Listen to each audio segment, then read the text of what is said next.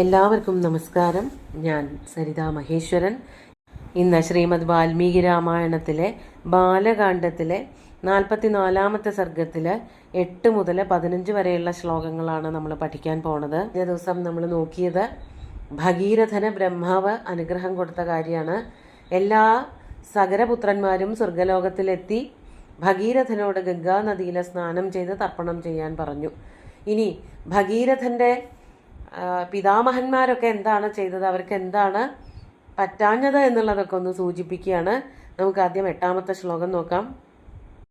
പൂർവകേണ ഹിതേ രാജം സ്തേനാതിയശസാ തദാ ധർമ്മിണാം പ്രവരേണാഥ നൈഷഃ പ്രാപ്തോ മനോരഥ. പൂർവകേണ, പൂർവകൻ അല്ലെങ്കിൽ പൂർവികൻ രണ്ടും ശരിയാണ്. അങ്ങയുടെ ഏറ്റവും മുൻപ് പോയതായ പൂർവികൻ അഥവാ സഗര മഹാരാജാവ്, അദ്ദേഹം വളരെ ധാർമ്മികനും കഴിവുള്ള ആളൊക്കെ ആയിരുന്നു. പക്ഷെ ഗംഗാനദിയെ ഭൂമിയിലേക്ക് കൊണ്ടുവരാൻ സാധിച്ചില്ല.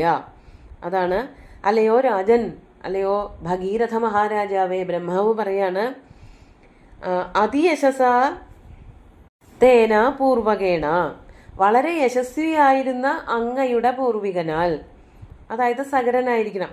സഗരന്റെ പേര് ഇവിടെ പറയണില്ല, സഗരൻ തന്നെയാണ്. സഗരന്റെ പുത്രന്മാർ പോയപ്പോൾ ഗംഗാനദി ഭൂമിയിലേക്ക് കൊണ്ടുവരണമെന്നൊന്നും പറഞ്ഞിട്ട് അദ്ദേഹത്തിനൊന്നും പറ്റിയില്ല. അതാണ് തഥാ ധർമ്മിണാം പ്രവരേണ, ധാർമ്മികത മുറുകെ പിടിച്ചവനും വളരെ യശസ്വിയുമൊക്കെ ആയിരുന്ന അങ്ങയുടെ തേ പൂർവകേണ, അങ്ങയുടെ പൂർവികനായിട്ടുള്ള മഹാരാജാവിനാലും എന്ത് ചെയ്യാൻ പറ്റിയില്ല? മനോരഥ ഏഷഃ ന പ്രാപ്തഃ, ഈ പറഞ്ഞ ഇപ്പോൾ നടന്നതായിട്ടുള്ള മനോരഥം അത് പ്രവൃത്തി തലത്തിലെത്തി. അത് കൊണ്ടുവരാൻ, അതിനെ പ്രവൃത്തിയിലേക്ക് കൊണ്ടുവരാൻ അങ്ങയുടെ പൂർവികന്മാർക്ക് ആർക്കും സാധിച്ചില്ല. ആരായാലും സഗരൻ മുതൽ ദിലീപൻ വരെയുള്ള ഒരു രാജാക്കന്മാർക്കും അത് സാധിച്ചില്ല എന്ന് എടുത്തു കാണിക്കുകയാണ്. അതായത് ഭഗീരഥന്റെ കഴിവിനെ പറ്റി ഒന്നുകൂടി എടുത്തു പറയാണ് ബ്രഹ്മാവ് ചെയ്യണത്. തേ പൂർവകേണ, അങ്ങയുടെ പൂർവികനായിട്ടുള്ള ആർക്കും സാധിച്ചില്ല, അത് അങ്ങയ്ക്ക് മാത്രമേ സാധിച്ചുള്ളൂ എന്ന് അടുത്ത ശ്ലോകത്തിൽ ബാക്കി രാജാക്കന്മാരുടെ പേരൊക്കെ എടുത്ത് പറയുന്നുണ്ട്. നമുക്ക് 9-ാമത്തെ ശ്ലോകം നോക്കാം. തഥൈവാംശുമതാ വത്സ ലോകേ പ്രതിമതേജസ ഗംഗാം പ്രാർത്ഥയതാ നേതും പ്രതിജ്ഞാനാപവർജിത. തഥൈവ, അപ്രകാരം തന്നെ, അല്ലയോ വത്സ, അല്ലയോ പുത്രസമനായിട്ടുള്ള ഭഗീരഥൻ വളരെ മിടുക്കനായതുകൊണ്ട് അങ്ങനെ തന്നെ വിളിക്കുകയാണ്.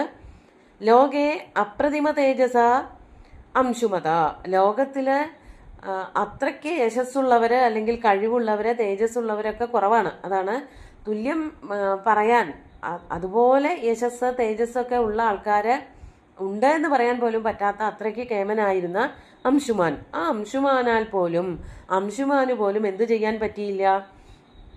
ഗംഗാം പ്രാർത്ഥയതാ നേതും, ഗംഗയെ പ്രാർത്ഥിക്കുകയൊക്കെ ചെയ്തു, ഗംഗയെ ഭൂമിയിലേക്ക് കൊണ്ടുവരണമെന്നൊക്കെ ആഗ്രഹം ഉണ്ടായിരുന്നു എങ്കിൽ പോലും ആ അംശുമാനും എന്തു സാധിച്ചില്ല?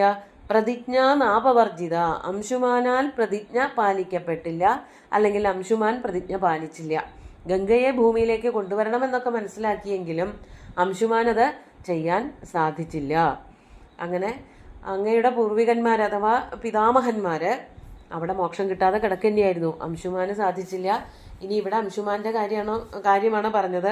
തൊട്ട് മുമ്പത്തെ ശ്ലോകത്തിലും അംശുമാനെ തന്നെയാണോ ഉദ്ദേശിച്ചിരുന്നതെന്ന് അറിയില്ല. സഗരൻ പറഞ്ഞത് കേട്ട് അംശുമാൻ പോയി നോക്കിയപ്പോഴാണല്ലോ ഗരുഡൻ ഉപദേശമൊക്കെ കൊടുത്തത്. അപ്പൊ അതുകൊണ്ട് വ്യക്തമല്ല. എന്നാലും സഗരൻ മുതൽക്ക് ഇങ്ങടെ എല്ലാ രാജാക്കന്മാരും മക്കള് അല്ലെങ്കിൽ പിതാമഹന്മാര് പിതൃക്കള് പോയതിൻ്റെയൊക്കെ ദുഃഖത്തിലിരിക്കുക മാത്രമേ ഉണ്ടായുള്ളൂ എന്നാണ് ബ്രഹ്മാവ് പറയണത്. അടുത്ത ശ്ലോകം 10-ാമത്തെ നോക്കാം. രാജർഷിണ ഗുണവതാ മഹർഷി സമതേജസ മത്തുല്യ തപസാ ചൈവ ക്ഷത്രധർമ്മസ്ഥിതേന ച. അടുത്തതും കൂടി ചൊല്ലാം. ദിലീപേന മഹാഭാഗ തവ പിത്രാതിതേജസ പുനർന ശകിതാനേതം ഗംഗാം പ്രാർത്ഥയതാനഘ. അതുപോലെ വളരെ ഗുണവാനായിട്ടുള്ള ഒരു രാജർഷി ഉണ്ടായിരുന്നു ദിലീപൻ. അതാണ് രാജർഷിണ ഗുണവത മഹർഷി സമതേജസ, മഹർഷിമാരോളം തേജസ്സുള്ളവനും ഗുണവാനുമായിട്ടുള്ള രാജർഷി. രാജാവായിട്ടാണ് ഇരിക്കണതെങ്കിലും ഋഷി തുല്യനാണ്. അതുകൊണ്ടാണ് മഹർഷി സമ തേജസ് എന്ന് തന്നെ എടുത്തു പറഞ്ഞത്. അങ്ങനെയുള്ള ആ ദിലീപൻ അദ്ദേഹം മത്തുല്യ തപസ, എന്നെ പോലെ തന്നെ ബ്രഹ്മാവിനോളം ശക്തിയും കഴിവുമുള്ളവനാണ്, ക്ഷത്രധർമ്മത്തിൽ നിൽക്കുന്നവനുമാണ്, ഒരേ സമയം ഋഷിയുമാണ്, അതേപോലെ തന്നെ രാജാവുമാണ്, ക്ഷത്രധർമ്മങ്ങൾ ചെയ്യുന്നവനുമാണ്. അങ്ങനെയുള്ള ദിലീപനാൽ പോലും നിന്റെ അച്ഛനായിട്ടുള്ള തവപിത്ര അതിതേജസ ദിലീപേന, ഭഗീരഥന്റെ അച്ഛനായിട്ടുള്ള അതിതേജസ്വിയായിട്ടുള്ള ദിലീപനെ കൊണ്ട് പോലും ചെയ്യാൻ പറ്റാത്തൊരു കാര്യമാണ് നീ ചെയ്തത്. അതാണ് പറയണത്. പുനർന്ന ശകിതാനേതും, അത് ആ ഒരു ആഗ്രഹം ഉണ്ടായിരുന്നല്ലോ, ഗംഗാനദിയെ ഭൂമിയിലേക്ക്, സ്വർഗത്തിൽ നിന്ന് ഭൂമിയിലേക്ക്, ഭൂമിയിൽ നിന്ന് പാതാളത്തിലേക്ക് കൊണ്ടുപോകണം എന്നുള്ള ആ മോഹം സാക്ഷാത്കരിക്കാൻ ദിലീപനും സാധിച്ചില്ല. ഗംഗാം പ്രാർത്ഥയത, ഗംഗയെ പ്രാർത്ഥിക്കുക അല്ലെങ്കിൽ ഗംഗയെ കൊണ്ടുവരണം എന്നുള്ള ആഗ്രഹങ്ങളൊക്കെ ഉണ്ടായിരുന്നു എന്നേ ഉള്ളൂ, കൊണ്ടുവരാൻ അദ്ദേഹത്തിനും ന ശകിത, ശകിത എന്നുള്ളൊരു വാക്ക് ആദ്യമായിട്ട് കാണുകയാണ്, സാധിച്ചില്ല. ആശകത്ത് എന്നുള്ളതൊക്കെ കണ്ടിട്ടുണ്ട്, ശകിത എന്നുള്ള പ്രയോഗം ഉള്ളത് തന്നെയാണ്.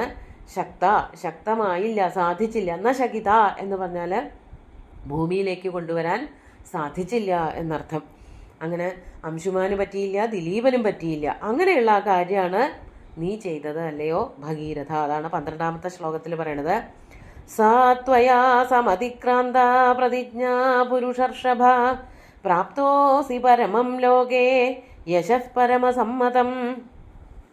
സാ പ്രതിജ്ഞ, അങ്ങനെയുള്ള ആ പ്രതിജ്ഞ ഉണ്ടല്ലോ, പല മഹാരഥന്മാർക്കും വളരെ പ്രതാപശാലികളായിട്ടുള്ള പൂർവികന്മാരായിട്ടുള്ള രാജാക്കന്മാർക്കും ചെയ്തു തീർക്കാൻ പറ്റാത്തതായിട്ടുള്ള കഠിനമായിട്ടുള്ള പ്രതിജ്ഞ, അത് നിനക്ക് ചെയ്യാൻ പറ്റി. അതാണ് ത്വയാ സമതിക്രാന്ത, അല്ലയോ പുരുഷർഷഭ, നീ ആ പ്രതിജ്ഞ നടത്തുക തന്നെ ചെയ്തു. അത് ആ പ്രതിജ്ഞ വേണ്ടതുപോലെ നീ പ്രത്യക്ഷമാക്കി, പ്രവൃത്തിയിലൂടെ കാണിച്ചു തന്നു. അതുകൊണ്ട് ഭഗീരഥ, അങ്ങയ്ക്ക് വളരെ വലിയൊരു യശസ് ലോകത്തിൽ എല്ലാ കാലവും ഉണ്ടാവും. പ്രാപ്തോസി പരമം ലോകേ യശ പരമസമ്മതം, ലോകേ പരമസമ്മതം പരമം യശ പ്രാപ്ത അസി, അങ്ങയ്ക്ക് വളരെ വലിയൊരു യശസ് ഭൂമിയിൽ ഉണ്ടാവും. എല്ലാ കാലത്തും അങ്ങയ്ക്ക് ആ പേര് ഉണ്ടാവും. ഭഗീരഥൻ എന്ന് പറഞ്ഞാൽ എല്ലാവരും അത് മനസ്സിലാക്കും. ഏറ്റവും കൂടുതൽ പ്രയത്നിച്ച ഒരാൾ, ഒരു ലക്ഷ്യത്തിന് വേണ്ടിയിട്ട് ഏറ്റവും കൂടുതൽ അധ്വാനിച്ച ഒരാൾ എന്നുള്ള രീതിയിൽ ഭഗീരഥ, നിന്റെ പേരെല്ലാവരും ഓർക്കുക തന്നെ ചെയ്യും എന്ന് ബ്രഹ്മാവ് ഭഗീരഥനെ അനുഗ്രഹിക്കുകയാണ്. ഒന്നുകൂടി അവിടെ എടുത്തു പറയാണ് 13ാമത്തെ ശ്ലോകത്തിൽ. തച്ച ഗംഗാവതരണം ത്വയാ കൃതമരിന്ദമ അനേന ച ഭവാൻ പ്രാപ്തോ ധർമ്മസ്യായതനം മഹത്. ഏറ്റവും വലിയൊരു പ്രവൃത്തി, പിതൃക്കൾക്ക് പിണ്ടം വയ്ക്കുക അല്ലെങ്കിൽ ശ്രാദ്ധമൂട്ടുക തുടങ്ങിയിട്ടുള്ള പ്രവൃത്തികൾ ഏറ്റവും അത്യാവശ്യമായിട്ട് മനുഷ്യരൊക്കെ ചെയ്യേണ്ടതാണ്. നമ്മുടെ പൂർവികരെയൊക്കെ അനുസ്മരിക്കുക, ശ്രദ്ധയോട് കൂടിയിട്ട് അവരെ ഓർക്കുക, അല്ലെങ്കിൽ അവർക്ക് വേണ്ടിയിട്ട് ഉദകം നൽകുക, അല്ലെങ്കിൽ അവരെ എല്ലാ കാലത്തും നമ്മുടെ കൂടെ അവരുള്ളത് കൊണ്ടാണ് നമ്മളിവിടെ ഉണ്ടായത് എന്നുള്ള ഓർമ്മ എപ്പോഴും ഉണ്ടാവുക. അതിനു വേണ്ടിയിട്ട് നീ അത്യധ്വാനം ചെയ്തതുകൊണ്ട് നീ ധർമ്മത്തിൻ്റെ ഏറ്റവും വലിയ ആധാരമായിട്ടും അറിയപ്പെടും. അതാണ് തച്ച, ഏതൊരു യശസ് അല്ലെങ്കിൽ ഏതൊരു പ്രതിജ്ഞയാണ് നീ നിറവേറ്റിയത് എന്നാണെങ്കിൽ, ത്വയാ ഗംഗാവതരണം കൃതം, അല്ലയോ അരിന്ദമ, അരിന്ദമൻ എന്ന് വെച്ചാൽ ശത്രുക്കളെയൊക്കെ നശിപ്പിക്കുന്നവനെ, നിന്റെ അധ്വാനം കൊണ്ട് നീ ഗംഗയെ ഭൂമിയിലേക്കും ഭൂമിയിൽ നിന്ന് പാതാള ലോകത്തേക്കും കൊണ്ടുപോയല്ലോ. അനേന ച ഭവാൻ പ്രാപ്ത, അനേന കർമ്മണ, ഈ ഒരു കർമ്മം കൊണ്ട് അങ്ങ് പ്രാപിച്ചു. എന്താ പ്രാപിച്ചത്? ധർമ്മസ്യ മഹത് ആയതനം, ധർമ്മത്തിൻ്റെ മഹത്തായിട്ടുള്ള ആ ഒരു സ്ഥാനം, ആയതനം എന്ന് വെച്ചാൽ അതിൻ്റെ ഇരിപ്പിടം ആയി തീർന്നു. അങ്ങ് ഏറ്റവും വലിയ ധാർമ്മികനായി തീർന്നു എന്ന് ഭഗീരഥനെ വീണ്ടും ബ്രഹ്മാവ് അനുഗ്രഹിക്കുകയാണ്. എന്നിട്ട് പറയാണ് 14ാമത്തെ ശ്ലോകം. പ്ലാവയസ്വത്വമാത്മാനം നരോത്തമ സദോജിതേ സലിലേ പുരുഷശ്രേഷ്ഠ ശുചിഃ പുണ്യഫലോ ഭവ പിതാമഹാനാം സർവേഷാം കുരുഷ്വ സലിലക്രിയാം സ്വസ്തിതേസ്തു ഗമിഷ്യാമി സ്വം ലോകം ഗമ്യതാം നൃപ. പിതൃക്കൾക്ക് ശ്രാദ്ധമൂട്ടുന്നതിനോടൊപ്പം അങ്ങ് ഈ ജലത്തിൽ മജ്ജനം ചെയ്താൽ അങ്ങും ഏറ്റവും വിശുദ്ധനായിത്തീരും. അതാണ് ത്വം ആത്മാനം സദോജിതേ സലിലേ പ്ലാവയസ്വ പുരുഷശ്രേഷ്ഠ, അല്ലയോ നരശ്രേഷ്ഠ അല്ലയോ ഭഗീരഥ മഹാരാജാവേ, അങ്ങ് എന്ത് ചെയ്യണം? സദോചിതേ സലിലേ, സജ്ജനങ്ങൾക്ക് ചേർന്നതായ, സജ്ജനങ്ങൾക്ക് മാത്രമേ ഗംഗാനദിയെ പ്രാപിക്കാൻ പറ്റുള്ളൂ, അതാണ് സദോചിതേ. അങ്ങനെയുള്ളതായ ഈ ഗംഗാനദിയിൽ, ഗംഗാ ജലത്തിൽ പ്ലാവയസ്വ, സ്വയം മുങ്ങിക്കുളിച്ചോളൂ. അതുകൊണ്ട് എന്ത് സംഭവിക്കും? ശുചി പുണ്യഫലോഭവ, അങ്ങനെ അങ്ങ് പുണ്യമായ ഫലങ്ങൾ നേടുന്നവനും വളരെ വിശുദ്ധനുമായി തീരൂ. അങ്ങ് സ്വയം ഇതിൽ മുങ്ങിക്കുളിച്ചോളൂ. അതുപോലെ തന്നെ അങ്ങയുടെ പിതൃക്കൾക്കൊക്കെ ശ്രാദ്ധമൂട്ടിക്കോളൂ, അല്ലെങ്കിൽ ഉദകക്രിയ ചെയ്തോളൂ എന്നുള്ളതാണ് 15ാമത്തെ ശ്ലോകത്തിൽ പറയണത്. സർവേഷാം പിതാമഹാനാം സലിലക്രിയാം കുരുഷ്വ. അങ്ങനെ മുങ്ങി വന്നിട്ട് പിതാമഹന്മാർക്ക് എല്ലാവർക്കും ഉദകക്രിയ ചെയ്യണം. ഇതൊക്കെ കുറച്ച് ആവർത്തനങ്ങളുണ്ട്. മുമ്പ് അതന്നെയാണ് ബ്രഹ്മാവ് പറഞ്ഞത്. അങ്ങക്ക് ഇങ്ങനെയുള്ള പ്രവർത്തനങ്ങളെ കൊണ്ട് അങ്ങക്ക് എന്ത് സംഭവിക്കും?